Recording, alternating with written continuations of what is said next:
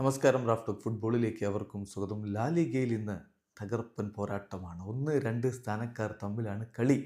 നിലവിൽ ഒന്നാം സ്ഥാനത്താണ് ബാഴ്സലോണ ലാ ലീഗ പോയിന്റ് പട്ടികയിലെങ്കിലും ബാഴ്സയുടെ അതേ പോയിന്റുകൾ തന്നെ അത്ലറ്റിക്കോ മാഡ്രിഡിനുമുണ്ട്. മാത്രമല്ല ബാഴ്സയേക്കാൾ ഒരു കളി കുറച്ചാണ് കളിച്ചിട്ടുള്ളത്. ഗോൾ ഡിഫറൻസിൻ്റെ ആനുകൂല്യത്തിലാണ് ബാഴ്സലോണ ഒന്നാമത് നിൽക്കുന്നത്. ചുരുക്കത്തിൽ ഇന്നത്തെ കളി ആരാണ് ഒന്നാമത് എന്ന് ഉറപ്പിക്കുന്ന ഒരു കളിയാണ്. ഇന്ന് രാത്രി ഇന്ത്യൻ സമയം 1:30, അതായത് സാങ്കേതികമായി നാളെ പുലർച്ചെ 1:30 ഈ ഒരു കളി ബാഴ്സയുടെ മൈതാനത്ത് നടക്കുന്നത്. സമീപകാലത്തെ ഫോം നോക്കുമ്പോൾ ബാഴ്സലോണ നന്നായിട്ട് മുട്ടിടിക്കുന്നുണ്ട്. അതേസമയം അത്ലറ്റിക്കോ മാഡ്രിഡ് പൊളിച്ചെടുക്കുന്നുമുണ്ട്. അതുകൊണ്ട് ഇന്ന് കാര്യങ്ങൾ എളുപ്പമാവില്ല.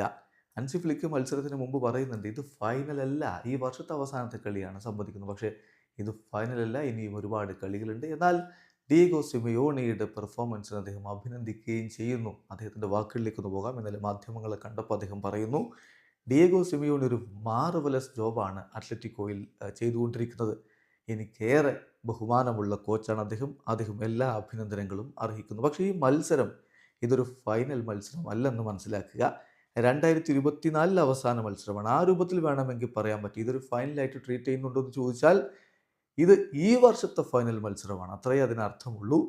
ഇപ്പം ഈ സീസണിൻ്റെ തുടക്കത്തിൽ ഞങ്ങൾ ലാ ലീഗയിൽ 1-ാം സ്ഥാനത്തും UCL 2-ാം സ്ഥാനത്തുമാകും എന്ന് ആരെങ്കിലും പറയുമായിരുന്നുവോ?